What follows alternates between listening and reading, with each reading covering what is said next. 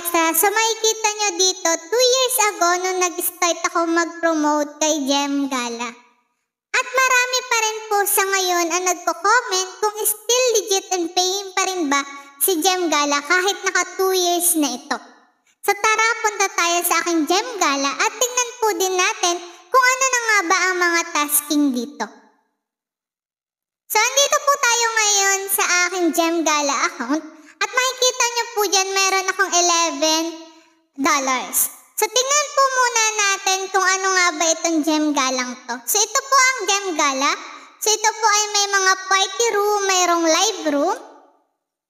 So yan, pwede kayong umakiupo sa kanila. Tapos ito po yung mga task nila. So hindi ko alam kung ano yung mga tasking nila para sa new user. Pero ito po yung mga tasking nila para sa ngayong mga old user. So makikita nyo po dyan yung daily task nila at yung monthly task. So yan. Tapos, punta na po tayo dito sa My Wallet kasi ito po yung iniintay ng iba kung still legit and paying pa rin ba daw si Gem Gala kahit matagal na ito. So i-click na natin to. So pakita ko po muna sa inyo yung aking mga naging withdrawal din. Noong 2024.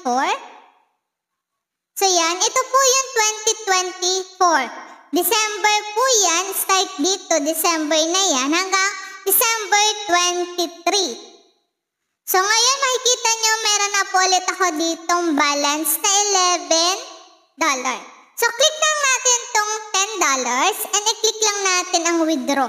So kung gusto nyo mapanood kung paano magkaroon ng wallet dito sa Gem Gala, panoorin nyo na lang po yung mga video ko na nandito sa aking YT na naka-upload.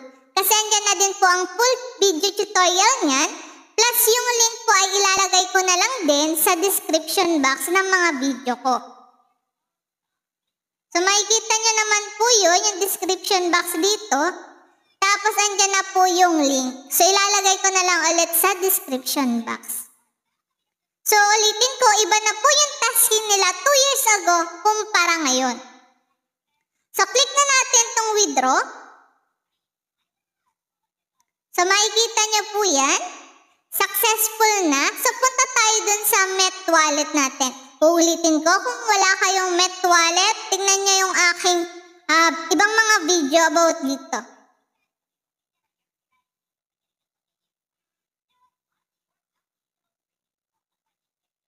So makikita nyo pumasok na po dito yung $10 na pinayout natin. So ang gagawin naman natin ay ililipat naman natin yan papunta sa GCash natin. So click lang natin tong cash out. Tapos i-click lang natin tong all. Tapos click natin ang submit. Tapos ilagay lang natin yung payment password natin. So makikita nyo po completed na. At nabawas na din po dito yung ating balance.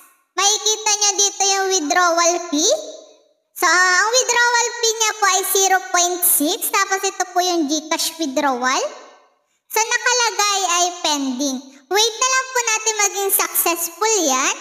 At titingnan po natin yan mamaya sa GCash account ko. So, yun, nakikita nyo, completed na siya. So, ang gawin na natin, punta na tayo dun sa aking GCash account. So, ito na po siya. Naka-receive po tayo ng 540 galing kay Gem Gala at talagang still legit and paying pa rin po ito. So, kung gusto nyo subukan lang naman, yung link nito nasa description box na ng video natin dito sa ating YT channel. So, yun lang. Kung may mga tanong kayo, comment lang kayo dito.